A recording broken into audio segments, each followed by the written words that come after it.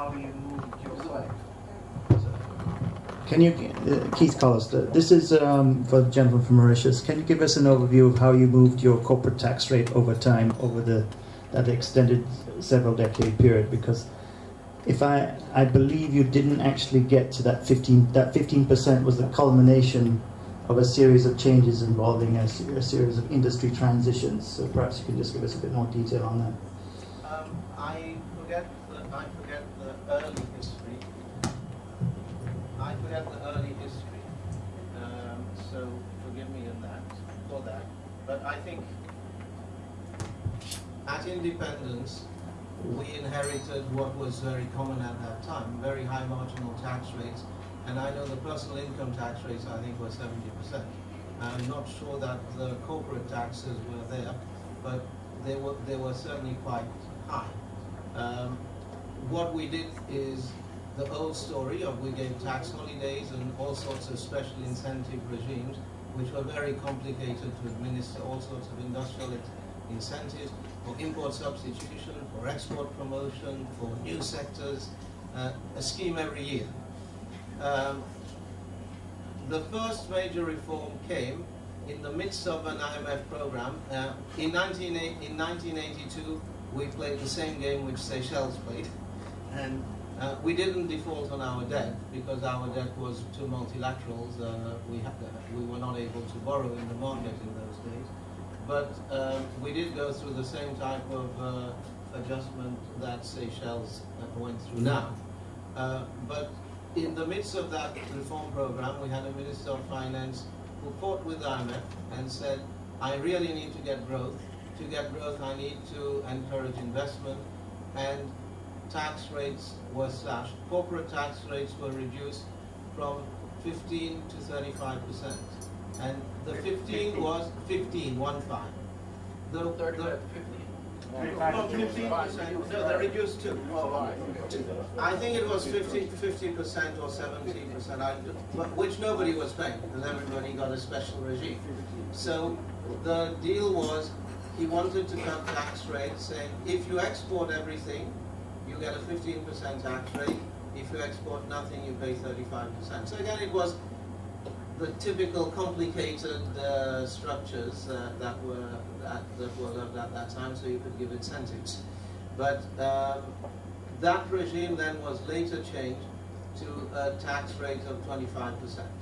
30% top corporate personal income tax, personal income tax rate, and 25% on corporate income tax for everyone. So the reform does follow a series of earlier tax reforms, but I think it was still a very radical break, because in all these regimes there were all sorts of deductions and exemptions. In the new regime, whether it is for corporate income tax or for personal income tax, the tax system was quite simplified. Now we have cheated a little bit on the corporate income tax side, because with the Great Recession, profits fell, incomes fell, and taxes fell.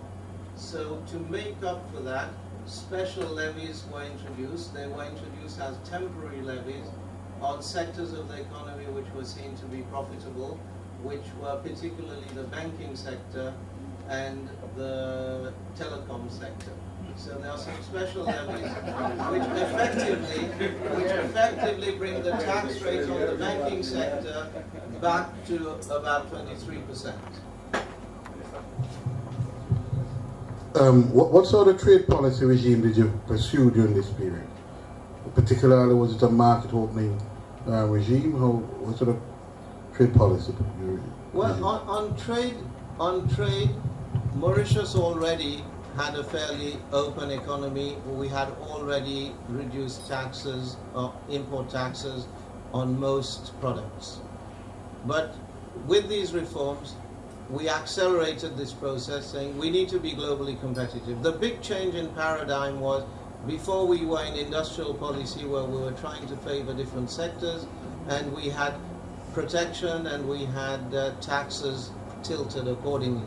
Now we said it's going to be a simple regime, same incentives for everyone, And in this context, we don't need to protect anything, and virtually all the remaining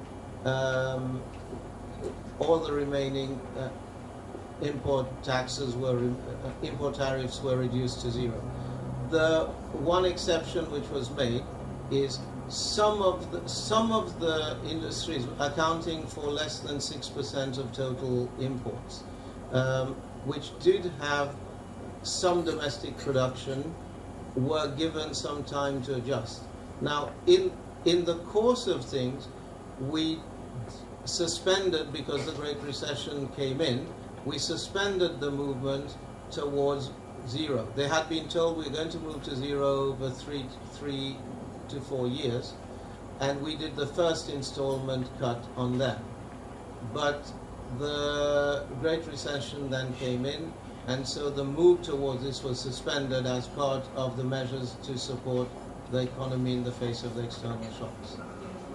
But the protection they get is still fairly low. It's only about 10% tariffs. Yes, we have signed an EPA agreement, but an EPA agreement is not problematic for us because in any case, most of our tariffs are at zero. If we were to go into a free trade agreement not a free trade agreement, if we were to go into a common external tariff with our neighbors, we would actually have to raise tariffs, and even with Europe, we would probably have to raise tariffs overall. I'm just saying it's the same issue we have with the COMESA SADC regional bloc. If we have to go with them, we have to raise tariffs, and we don't want to do that. We don't think we should. Hello, good evening. I was very taken with the fact that both gentlemen mentioned the fact of having to bite the bullet sooner rather than later. Now, in the case of Mr. Mansour first, in terms of level of priority in reforms, in ascending order, what was the levels of priority? 3, 2, 1. As far as you're concerned, first Mr. Mansour and then the gentleman from Seychelles, in order of priority in reconfiguring or recalibrating your economies. The priority really, the three priorities is jobs, jobs, jobs. Or if you want, jobs and growth. And then the question is, what do you need to do that? Now, for both jobs and growth, you need investment. And clearly you want domestic investment too, but you really were going to need to get foreign investment. So the question is, what do we need to get foreign investment? And the judgment was in a fast-changing world where technology changes all the time. Google may be very strong today, but not strong anymore in a few years. We've seen that with Microsoft, we've seen that with IBM. What GM went bankrupt after being a #1 car maker for many years. So the view was, we can't pick winners anymore. We can't decide which sectors will work.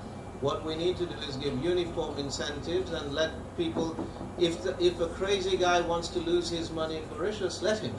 We're not losing the money. So let everyone come. So getting investment so that we could get the growth and the jobs. And all the measures really were factored around that. Even the tax reform. On the tax reform, my minister at the time was supportive but skeptical whether we should do the tax reform. After he went on a few investment promotion missions, he came back very convinced. He said the single most appreciated element in selling investment in Mauritius, and remember the quantum leap in FDI that we got as a result of these reforms, was because of the tax regime. And to turn it another way, Mauritius is one of, I think, 5 or 6 countries in Africa which got a Chinese economic zone. And we were competing against 4 other African countries. The big sticking point for the Chinese was they wanted a tax holiday. And we said, no, you have a 15% flat tax rate, your workers will pay 15%, this is a low, reasonable, transparent, easy to administer system for you as well as for us, and we were not willing to make a concession on that. Despite that, they still decided to locate the zone in Mauritius, which also demonstrates that you don't need to give tax holidays as long as the rest of your policies is supported. But the taxes have to be reasonable and above all predictable. What we sold to them is you don't have to negotiate with the taxman and you don't have to negotiate with anyone.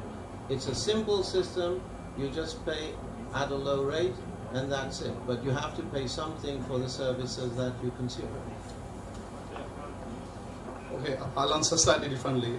For Seychelles, it had to be the exchange rate because yeah, among the three, the liberalization of the exchange regime, including removal of exchange controls, because you see, within all those years, during the times we were having all the difficulties, the authorities attempted to do some reforms. For example, they introduced GST. There were some fiscal reforms, but the problem was that the authorities selected what they wanted to do, what was easier to sell, not really addressing the fundamental issues. And in our case, the exchange rate and the BOP-related issues were, in my view, the most critical. And secondly, was the fiscal reforms, not so much on the tax side. Maybe my colleague didn't get it quite right. We actually did not increase any tax. If anything, in the year or so that followed, we actually reduced tax rates slightly. For example, business tax went down from 33 to 30. Income tax went down from 15 to 13, or from 18 to 15. So we had some space to do some fiscal reforms. But initially, the emphasis was on the expenditure side. What we did, we froze all capital projects. As I said, we eliminated all subsidies to these non-efficient parastatals, as well as on fuel and public transport. I would say thirdly was the debt, because we had to address the debt issue, which was unsustainable. The BOP situation did not permit us to pay the debt.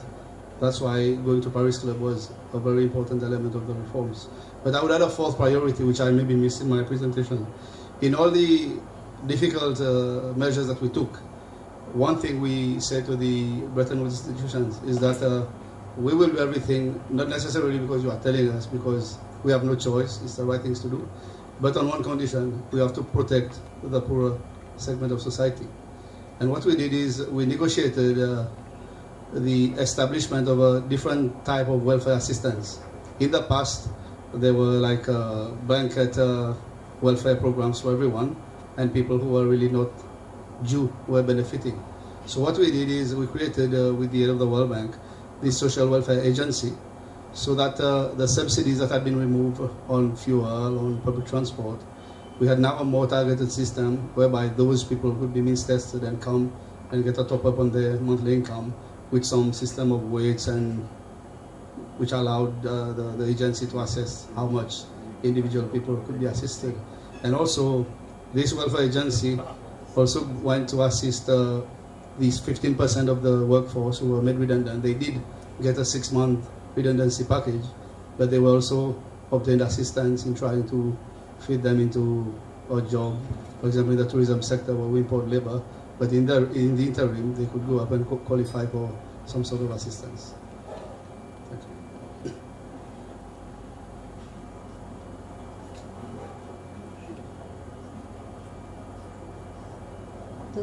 Yes, it works. Mr. Mansour, you talked about the impact, the immediate reaction of the lobby groups when the measures were put in place. I would be interested to know a little bit more about midterm reaction, especially by the time that there was a new election coming, and how that relationship with lobby groups in general, and perhaps even more with society as a whole, how things went. And same thing with Mr. Laporte in terms of the reaction of civil society, lobby groups, private sector, all members of the civil society. How it went, from right when the measures were taken up to, midterm, next elections, and so on. Let's start at the end. The government was re-elected, so I think this is the main thing that you need to look at, because a lot of people make noise. That doesn't mean they're representative. So when the people spoke, they re-elected the government. And as I said, this is the first time a government has been re-elected in 20 years. Now, some might argue it's not only for this, there are other reasons, but I'm sure had the government not reformed, and especially with the impact of the Great Recession, it would have been difficult for it to be re-elected. Mid-term, lobbyists who were very unhappy kept complaining, and we did have 2 reversals as a result of this. These reversals came as part of the election campaign, where the government felt that it had to make concessions to make sure it would get re-elected. I'm not sure that that analysis was correct. It may also be that it suited a lot of people in the government itself, because these were measures aimed at rich people who are disproportionately represented in the cabinet, as in most countries. And in any case, these are the people who finance election campaigns too.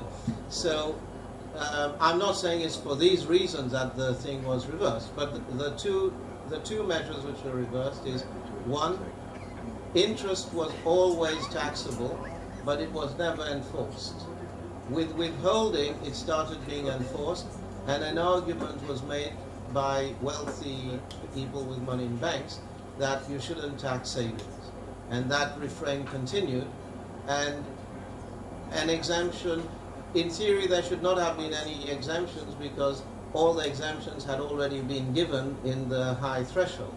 But during the election campaign, the government said that it was going to remove tax. It would make interest income exempt. The second reversal was, although the system was more progressive in practice than before, a flat tax still is not very progressive. So the initial tax reform included a provision where the top 10% of the population by income were going to pay a supplemental income tax based on their ownership of property. Again, it was a very simple tax to ensure that it could be enforced. There was a low rate per square meter of property that you own, and there was a cap imposed of you couldn't pay more than 2% of your income from the property tax. It was effectively adding a marginal tax rate to the income tax system, but without calling it that, to keep the system so simple, and also a quasi-wealth tax by taxing property. And that proved to be even more unpopular with the wealthy, and under pressure it was reduced to only the top 5% by income in the population would pay. But these, I suppose, are the ones who have the loudest voice in any country, and so there was continual pressure that this was very unfair and that this should be removed. And this one on the grounds that people had worked very hard to accumulate this property, and why were you taxing away their efforts? So that was another measure which was reversed. The trade unions have been very vocal ever since the reform of the labour market, and keep pressing that we need to go back to the old system, which made it virtually impossible to fire anyone. But the government did not feel that it had to respond on this. And in any case, while trade union leaders make a lot of fuss, if 200 people walk in the street at lunchtime but they go home, they don't do any damage, and they turn up at work the next day, it's not really a reason to think you have to give in. So on that one, up to date, there haven't been reversals. So I think that as the reforms took hold, except in these 3 areas, I don't think there was sort of any cause for great protests by anyone to be sustained.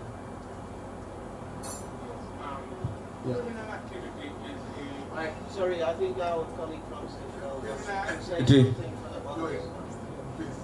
the In the case of Seychelles, lobby was not really a major issue for several reasons. One is the situation was so bad that even the opposition in parliament was calling for some actions to do something about the foreign exchange shortage, the overvalued exchange rate, the value, whatever.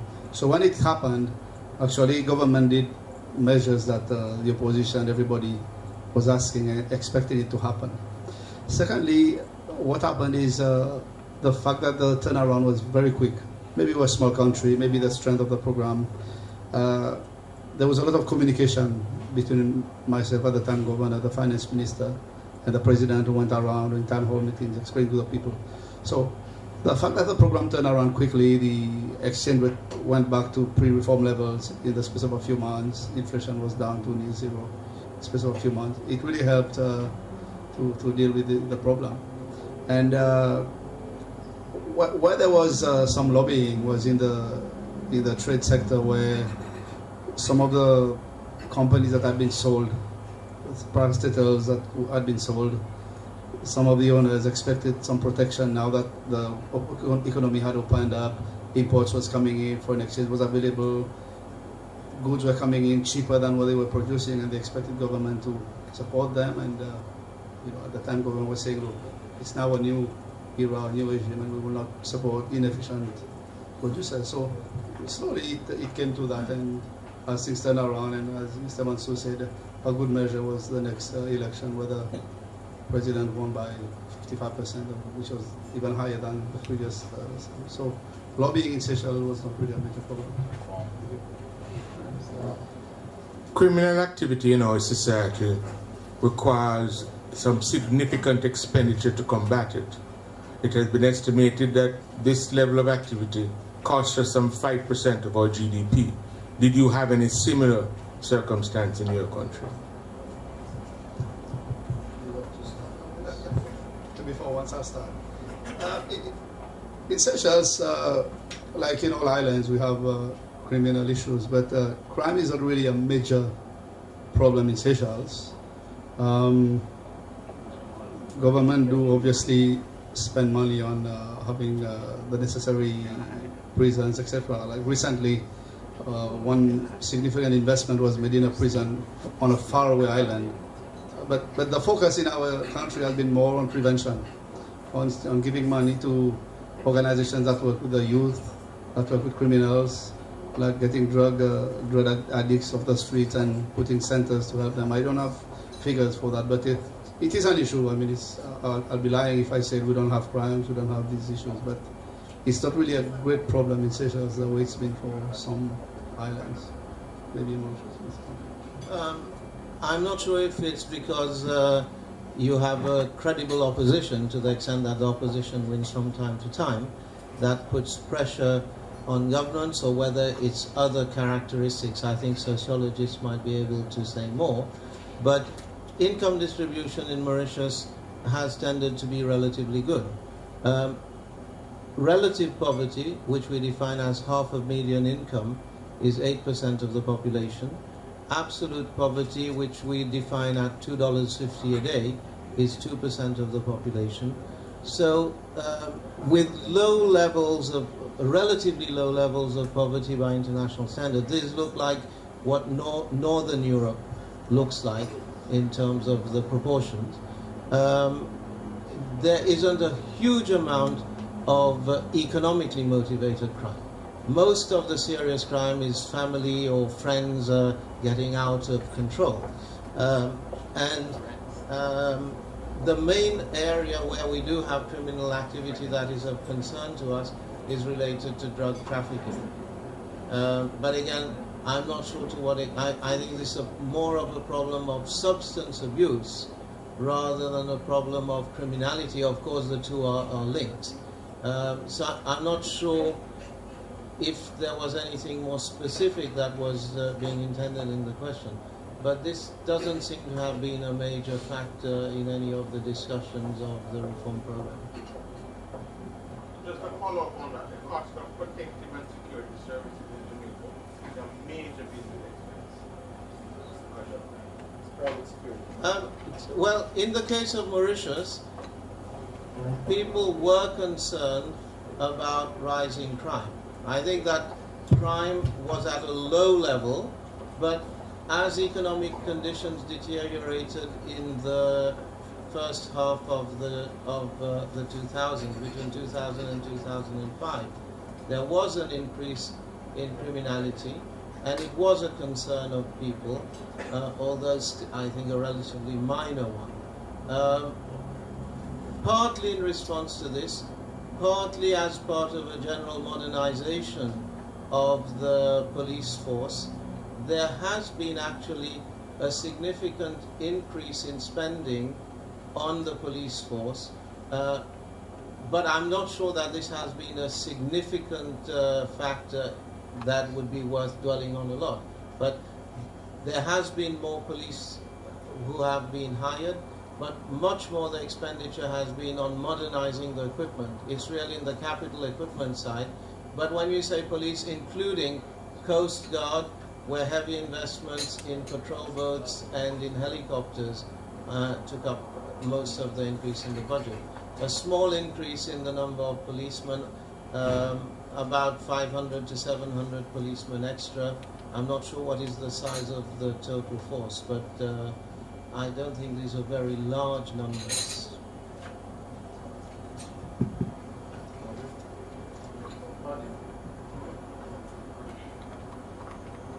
Mr. Mansour, welcome. And